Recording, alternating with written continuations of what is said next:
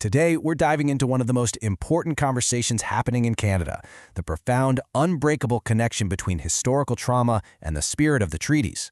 To really understand the path to reconciliation, you first have to understand the wound, and then you have to understand the medicine. I want to start with this incredibly powerful statement from Maria Myers, a survivor of the Kamloops Indian Residential School. It just sets the stage so perfectly, because it reminds us that this isn't only a story about loss. It's a story of incredible strength and the resilience of culture against impossible odds. So here's our roadmap for this explainer. We're going to start with that legacy of trauma and the broken promises that caused it. Then we'll pivot and look at the original spirit of the treaties, seeing them as a living relationship. And finally, we'll connect the dots and see how honoring that relationship is really the only way forward. All right, so to really get what's happening in the present, we have to look back. This first part is all about understanding a very specific kind of wound, one that doesn't just hurt a single person, but one that actually echoes down through generations. So our first big idea is historical trauma. Now, this isn't about one single bad thing that happened. Think of it more as the collective weight, the cumulative effect of colonial policies that were specifically designed to disrupt and erase everything, a people's language, their culture, their very identity. And that leads us right here to intergenerational impact. This is how that historical trauma actually travels through time. The pain and the unresolved experiences of survivors, especially from residential schools, they don't just vanish, they get passed on, almost like a sad inheritance, affecting parenting, family life, and the health of whole communities for years to come. Maria Myers' own words just make this painfully real. She says her kids never set foot in a residential school, but the shadow of that system still fell over their lives. It's just such a clear, heartbreaking example of trauma's ripple effect. Okay, so where did all this trauma come from? Well, it wasn't an accident. It was the result of very specific, deliberate government policies built to assimilate Indigenous peoples. And the scale of it, it's just staggering. Over 150,000. Just let that number sink in. That's roughly how many First Nations, Métis, and Inuit children were taken from their homes and forced into Indian residential schools. And the goal of that whole system? It was stated very clearly, to kill the Indian in the child. And it wasn't just the residential school system.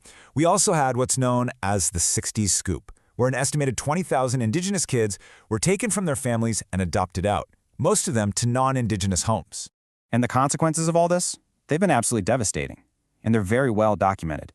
The Truth and Reconciliation Commission, to TRC, laid out all of these long-term effects. We're talking about everything from the loss of parenting skills passed down through generations, to major struggles with self-identity, which in turn lead to crises in mental health and community safety. These are the direct results of that broken promise. Okay, so let's shift gears, because if all those policies were the wound, then the treaties, at least as they were originally understood, they represent the medicine. They're the blueprint for a healthy relationship. And this is where we see a really profound difference in worldview. What you're looking at here is a fundamental clash of perspectives. On one side, you've got the letter of the law approach, which sees treaties as a simple, one-and-done transaction, a contract.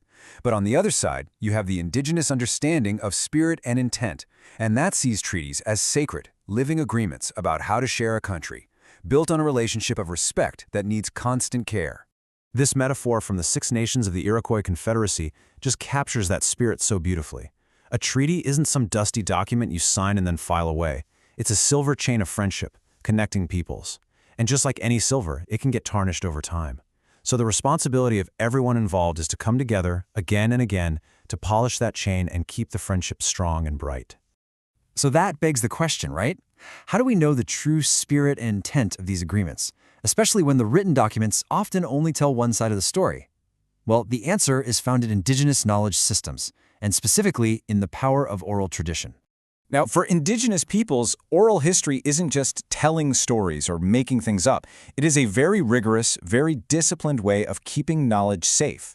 The story itself is the vessel. It's the manner in which essential information about history, law, and values is passed down accurately through the teachings of elders. And this history isn't something that's held by just one person. It's a collective memory. The best way to think about it is like a giant puzzle. One elder might hold one piece, another elder holds a different piece. You only get the complete picture by listening to many elders over a long time. This is how accuracy is maintained, and it reinforces that the history belongs to the whole community. And that's why this is so crucial. As this elder from the Cold Lake community reminds us, we must not forget the elders. They are the libraries, the keepers of this knowledge. They are the living link to the original spirit of the treaties.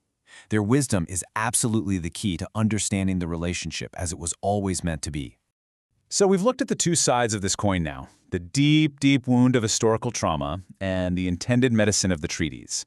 In this last section, let's bring it all together and see what the path forward looks like.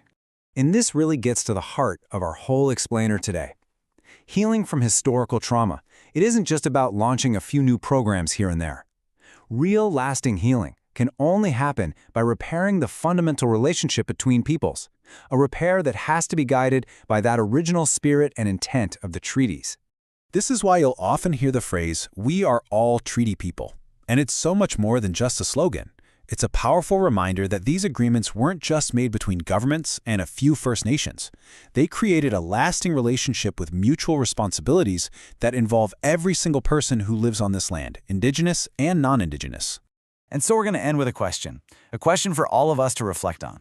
These treaties aren't just artifacts from the past. They are living, breathing relationships that need our attention right now.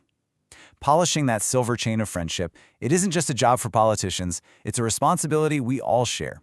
So the real question is, how will we answer that call? Thanks for joining me.